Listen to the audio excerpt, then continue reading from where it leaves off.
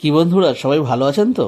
তো বন্ধুরা দেখুন, আজকে যে রেসিপিটা আমি আপনাদের সাথে শেয়ার করব সেটা হচ্ছে রুই মাছের পাতলা ঝোল, যেটা এই গরমে খুবই স্বাস্থ্যকর একটা খাবার। আর এটা খাওয়ার পরে শুধু শরীর নয়, আত্মা অবধি ঠান্ডা হয়ে যাবে। তো চলুন রেসিপিটা শেয়ার করি।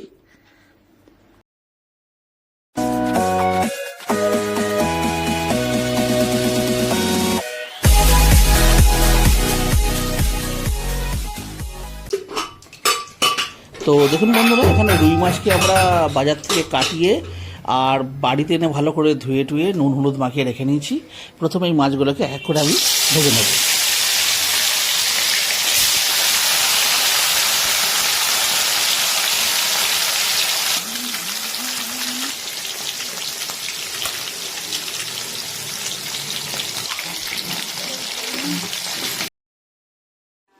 তো দেখুন বন্ধুরা, এইভাবেই প্রথমে দু পিঠ মাছটাকে ভালো করে লাল লাল করে ভেজে নিতে হবে।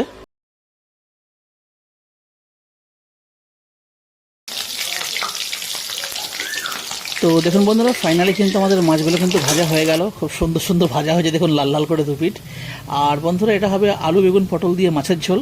তো বন্ধুরা দেখুন, এখানে আমরা ঝোলের আলু কিন্তু কেটে নিয়েছি, আর ওই মাছ ভাজার তেলে কিন্তু আলুগুলোকে প্রথমে একটু ভেজে নিতে হবে, জাস্ট 2 মিনিট।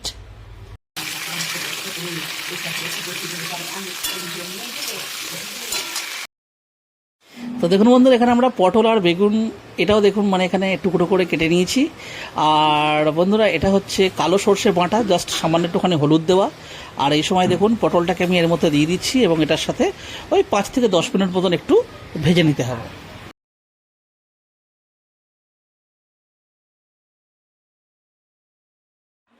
তো দেখুন বন্ধুরা, এখানে কিন্তু প্রায় 10 মিনিট মতন কিন্তু ভাজা হয়ে গেছে। আর এই সময়তে আমি দিয়ে দেবো এতে কেটে রাখা বেগুনের টুকরোগুলো। আর আরেকটা কথা একটু বন্ধুরা জানিয়ে দিয়ে, দেখুন বেগুনের সাইজগুলো একটু বড় বড় আছে, কারণ যেহেতু এটা ঝোলের বেগুন, সুতরাং একটুখানি বড় সাইজেরই হয়। আর এই সময়তে দেখুন আমি এখানে দিয়ে দেবো মোটামুটি এই স্বাদ মতনই লবণ, ঠিক আছে।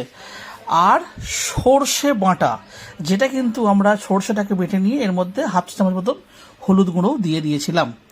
দিয়ে এবার এই সর্ষের বাটিটা ধুয়ে একটু সামান্য পরিমাণ জল এতে আমরা দিয়ে দেবো, এবং এটাকে কিন্তু বন্ধুরা স্লো ফ্লেমে একটু কিন্তু ভালো করে কষতে হবে, প্রায় 5 মিনিট মতন।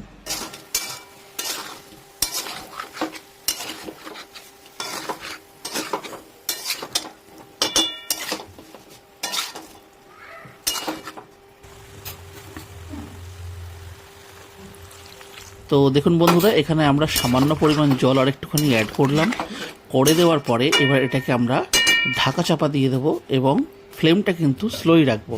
এইভাবে রাখবো কিন্তু আমরা 5 মিনিট, বেশিক্ষণ নয়, জাস্ট 5 থেকে 7 মিনিট রাখার পরে এই দেখুন ঢাকাটাকে আমরা সরিয়ে দিলাম।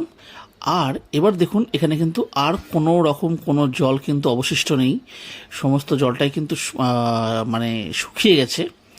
তো ফাইনালি এবার আমরা এতে পরিমাণ মতন জল অ্যাড করব।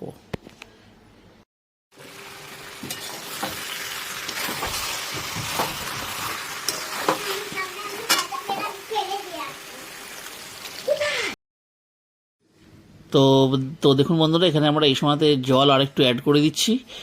আর এরপরে জলটাকে বন্ধুরা অ্যাড করার পরে আমাদের কিন্তু লবণটা অবশ্যই কিন্তু টেস্ট করে দেখে নিতে হবে, যদি প্রয়োজন পড়ে একটু লবণ অ্যাড করতে হবে। আর তারপরে বন্ধুরা এই ঝোলটাকে একটু ফুটতে ছাড়তে হবে।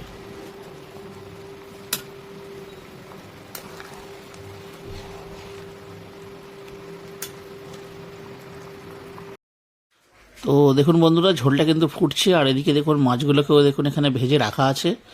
এইবারে আমরা এই ফুটন্ত ঝোলের মধ্যে আস্তে আস্তে মাছগুলোকে দিয়ে দেব।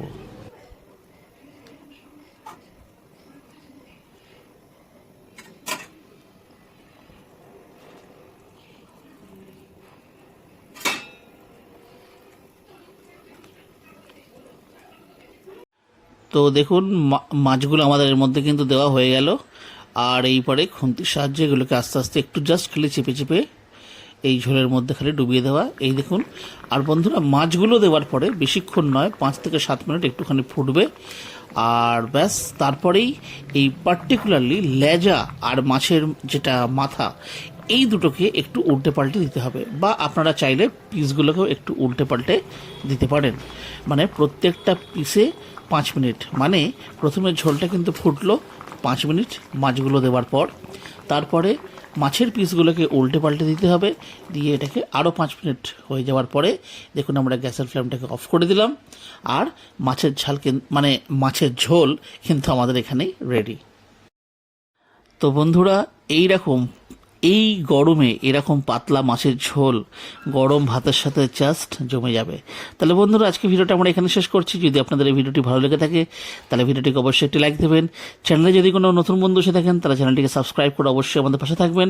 তাহলে আবার দেখা হচ্ছে অন্য একটা ভিডিওতে অন্য কোনো রেসিপির সাথে। ততদিন অবধি কিন্তু নিশ্চয়ই ভালো থাকবেন। টাটা।